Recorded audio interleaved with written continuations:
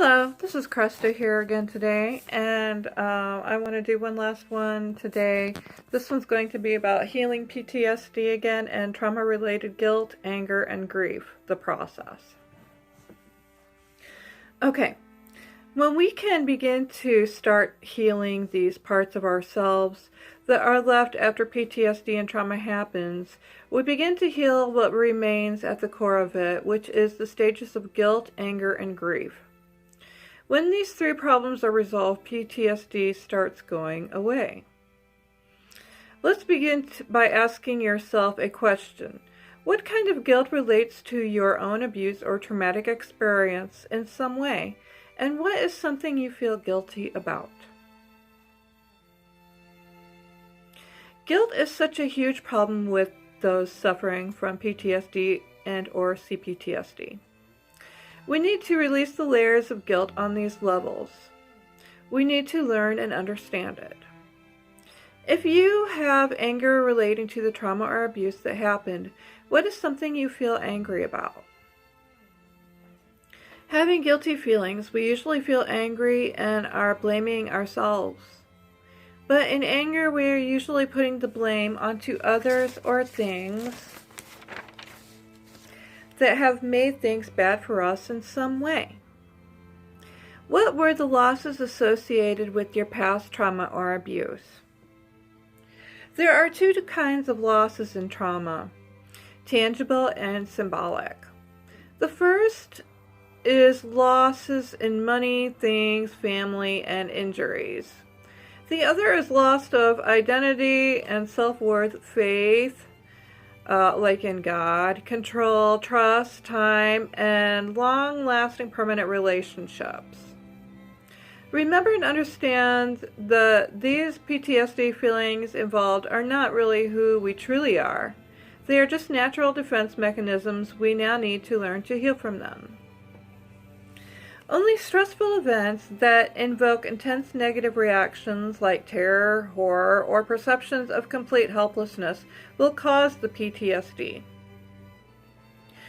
Excuse me. The greater the damage or harm a stressful event causes, the greater the distress will be. There are 5 external factors in PTSD. First is the degree of damage or harm it has caused a person is the greater degree. If someone dies in an accident, the survivor left will feel more severely the impact of the trauma than someone just injured. But even if a victim is threatened with the talk of murder from the abuser, this is also much more traumatically impacted than a victim physically hit by their partner. Trauma is also intensely increased as the trauma is repeated over and over. The second factor is proximity to harm. This is the emotional closeness to someone who has experienced a negative event. If something had happened to someone you're close with, distress feelings are more extreme. The third factor. This one contributes to how much distress a negative event will cause and the degree to which the stressor is completely unexpected that shatters basic assumptions about safety and predictability, like physical abuse or sudden verbal abuse and attacks. The fourth factor is, this one is whether the damage is caused by other people or something to be perceived to be outside of human control, like something outside of ourselves. When it's human-based, it usually generates more guilt and anger, which can worsen the impact of events, such as in cases of natural disasters.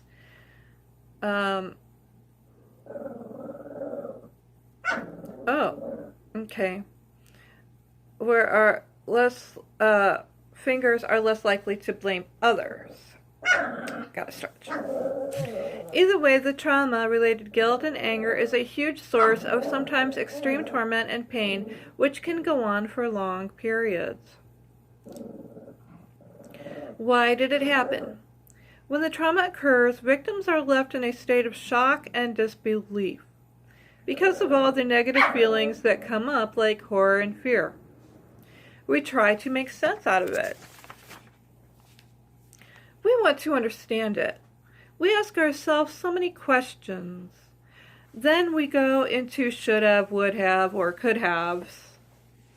This is guilt and anger associated with the pain of negative feelings we are left with because we could not control the event that happened, often leading us to feel disappointed. This is guilt survivors carry, often asking the why question. The guilt runs as bad as a fever in PTSD. It is tremendous, either if we deserve it or not. This goes to the core shame we are left with that leads into further depression and social isolation. It can really rear its ugly head. Stuck with all these negative feelings and not knowing how to get rid of them can literally wreak havoc on a person and their healthy state of being. These states can lead to further mistrust of self, therefore others, and the world around, and the ability to get into touch with our inner divine selves, which naturally knows what we need for sustaining true happiness on all levels. We become angry at ourselves and everyone around us, especially for not understanding what we're going through. Often the why did this happen to me and why me victim mode goes off on a shining level, and it seems bad luck begins to follow us everywhere we go, like a following rainstorm over our heads that never stops. When we begin our healing process, amazingly, the dark cloud does begin to lift, and we can begin attracting better luck to follow us. But remember, this is a gradual process we are in, and it is not going to happen just overnight. So be patient. I know it hurts, believe me. I feel it to my core, and I'm beginning the healing process myself. Just so you all know and are aware. Okay. When we find no real answers or help to the why me question, which is basically the state of victimization, we become emotionally numb. This is also an innate protective human mechanism that keeps us from experiencing pain and loss. But it also prevents us from really grieving and accepting the loss. Guilt and anger persist us in the numbing process. These feelings can be so painful that we can barely go back to the traumatic pain, thinking about the traumatic, painful memories. But they still need to be reworked through in order to reprocess it. We can go through psychological shocks that can further keep us in states of negativity and pain. Can you describe what you have been going through with your own PTSD journey? Hopefully this information can help you understand a little better the feelings that you are going through. Thank you, and once again, peace and blessings to you all.